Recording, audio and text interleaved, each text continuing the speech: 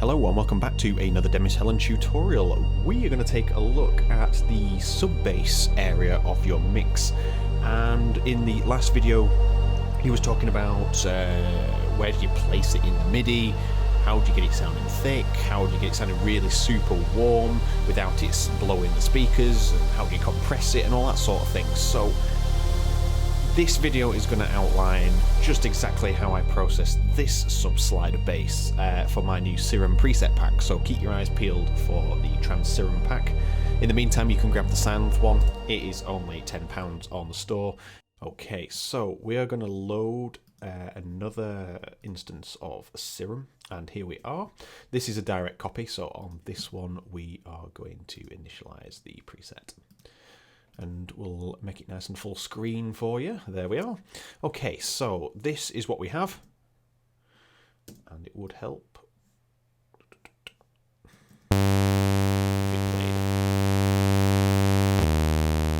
Alright, so we have a basic setting there, and I use some pretty nice like analog wavetables that were already there, but we're going to use the basic shapes today, and we're going to use a saw wave.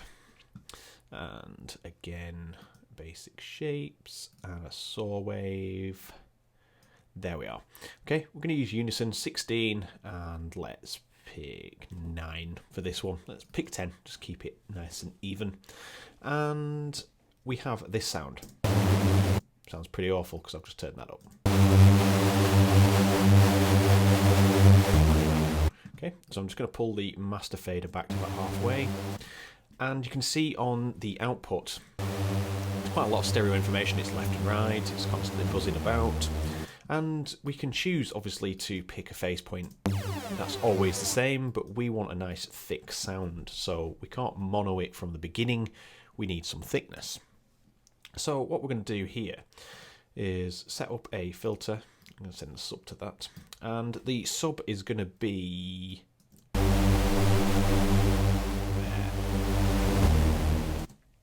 I'm going to set it to the same as this, so it's a sawtooth wave, and then we can control the volume and everything there.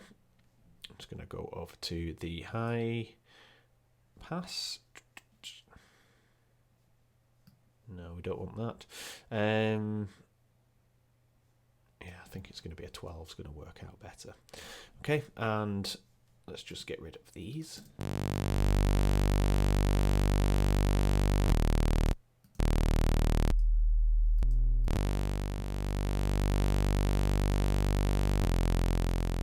So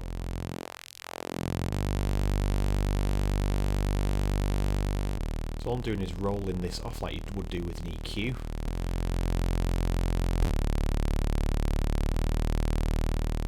Okay, and let's put these all back together.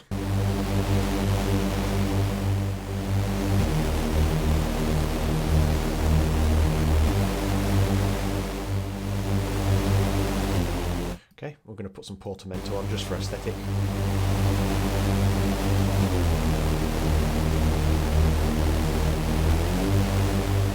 Okay, sounding okay. And we're going to leave that for now. That is how we'll set it up.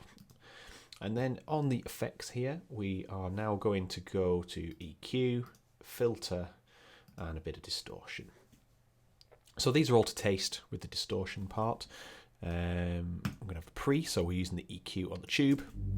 So let's get rid of this and this.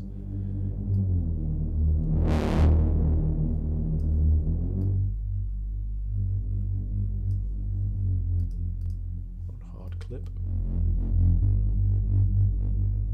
Just so we get a little bit of fluctuation left to right.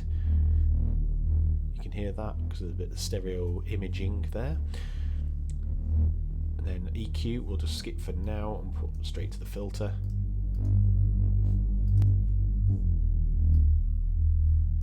Okay. Push the drive up.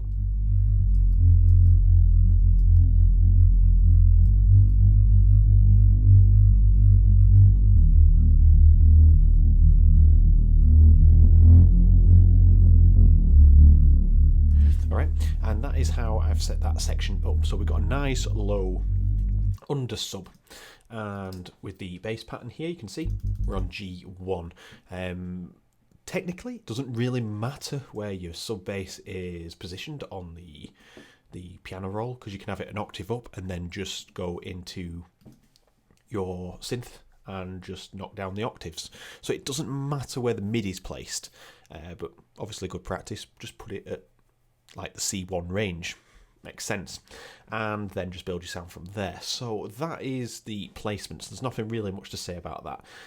But in terms of the sub bass being a little bit thick, stereo for one, because of the unison. Let's have a listen, especially with the blend options. You can see we've got a bit of stereo detail going back and forth. The meters are going left and right constantly. And there's a few things that you can do to obviously stop that. And one of them is head over into global. So this is Serum itself. And we have a unison section here, and we have the width, and it's set to 100 on both. So if you knock that down to 0, you've got a centered bass. And now look at the output. The output is now just operating equal volumes on both sides. Put the unison back up, and we've got wibbly wobbly levels going out. So you don't have to go fully centered. Let's knock it down to like 11. So there's a little bit there going back and forth. So let's knock it down a bit further. 4 on each side. There, nice and even. Just bring the level down a bit. And that is making sure that it keeps your sub bass nice and linear down the center. There's a couple of other ways, and I showed you this before, like you can head over into Molot. This is just my choice of compressor, because you can follow along with this one. And you can use 2 mono, essentially dual mono, and you compress left and right channels independently. And obviously when you apply compression, it's going to apply them independently to each channel to level them out. And that is another way to kind of level out your stereo field. So it's better if you can feed into it a pretty straight signal, but if you wanted that to be a bit wider, so we head back into here and we say, oh, we want it at 13 on the width. Let's just get that up there. We've got a little bit of left and right panning, so it gives a little bit of freedom to use this. As you can see, we already have Molot set up here from copying it over the channel, and it's set to mono. And if we just monitor this output, there's a little bit of fluctuation on the left and right channel, as you can see, just a tad. Now if we remove this, you can see the left and right channels. The left one is dipping quite a lot, and then the right one, then the left one, so we've got a lot of fluctuation either way. But applying the dual mono compression type, it's a little bit more even. It's still fluctuating back and forth, but we've got a much linear signal there in terms of it sounding a bit more mono, because even though the stereo detail, it is compressing each channel independently, left and right, and that gives you a nice centered feel, but gives a bit more width in your sound as well, because you've kept some of the unison in there. So obviously if you was to chuck the unison right up to 100% on each channel again and apply this technique, it's not going to work as well. That's obvious. So if we go back and turn the unison up, I'll just demonstrate this for you. Okay, so global, throw that back up to 100 and 100. So it's compressing harder because the signal is obviously a lot louder. There's a lot more signal flow. And you can see it is wobbling back and forth, even though it's got this on, but still not as considerable as with it off. And you can hear it in the headphones, left and right is quite prominently moving back and forth. Whereas that, it's still there, but it's not as harsh. But yeah, depending on what you want, if that's what you want for your track and it floats your boat, then great. But typically you'd want to keep it a bit further down the narrow. So let's just have it at 30 odd. Even that works good, but I always go for around the 15-ish area. And it sounds nice and centered. The output on the synth is not too over the top. And then when you load up the mixer, it's quite even, it's not all over the place. Apart from the fact that it's at -3.9, it's not gain staged. That's another video if you want to check that on screen, that is there now. but the dual mono, and there's plenty of other kit that does that. I think we covered the Clang Helm in a previous video as well.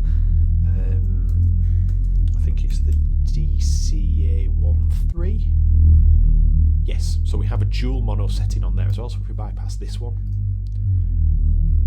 so you can see the levels there, dual mono, and it does even it out. There's a little bit of wobble, but the thing is we don't have much control over this one because we've only got an input and output knob and then a few kind of preset things that you can apply. You can get the older brother to do that job for you, but this is best suited to show this demo. Just get rid of that. Okay, so that's how I'd approach making a sub bass for this particular style, which is to accompany pads. You want something like these pads. This particular style here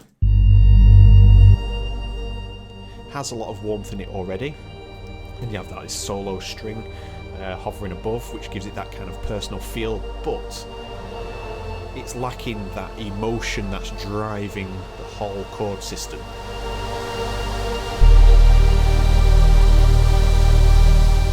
And by adding that in and a little bit of a slide, that works perfectly for pads because pads are nice and slow and progressive.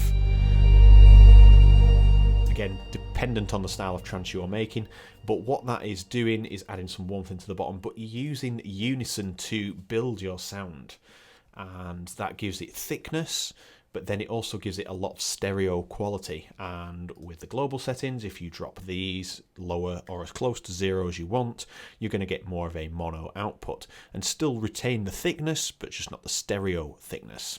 And that is probably the best way to keep your subs down, straight down the middle. There are other tricks. You can go into the mixer here, and you can use something like Pro Q3. There's plenty of other things that do this. And you can set a high pass, but you can set the stereo placement to side, and everything that is being swept out is in mono because the side detail has been reduced to 0 in this section. So if you bypass this,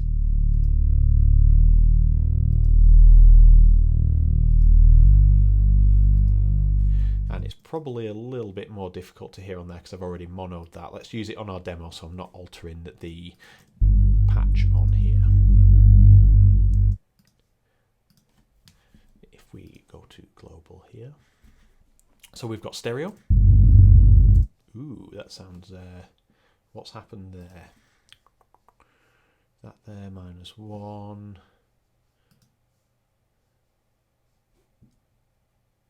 I don't think it's anything to do with that. I've touched that by accident, but there we are. It must have been, because it's a unison range, of course. So we've put them to width as 100. Head over into the mixer. Turn off this. There's all your stereo detail in your low end. If you now activate this, you get a nice straight down the center bass. It sounds a little bit weird because you've got some stereo detail up here as well, but you could just sweep it across. And obviously don't do this. Clip in, do proper gain staging. Stereo, mono. So it's not always the ideal result, but this is the sort of technique I use on the kicks. I'll just remove that section and the kick is nicely mono in the low end indefinitely. And there's so many other ways, so many other plugins you can use. But the best way is to make your sound nice and thick and then reduce it here. And that's what Serum gives you. It gives you that option to do that.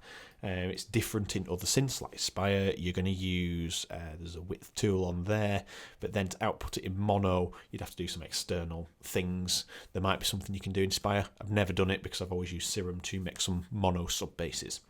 And that concludes just looking at the bass. So I hope that covered a few more things for you. That is how I've done it for that particular case. This is not a just do that for every single sub bass you ever make. You might not want saw waves, you might not want it as thick, you might want it in just sine waves, and there's plenty of other ways to do it. But that is how I've made the sub bass for that. There's a slight subtle difference with this one. there's a little bit more of the upper end on there, but that's easily fixed with a bit of a filter and EQ to get rid of some of that mid detail. So, if you enjoyed the video, let me know in the comments. Hit the like button and also hit the subscribe button and hit the bell, and that will give you notifications for all 3 videos per week, Monday, Wednesday and Friday. And if you haven't already, head over to the website and check out some of the sound packs that are available, as well as in the links below to some of the packs that are on Reveal Sound's website and through myloops.net. So thank you very much for watching, and I will see you in the next video.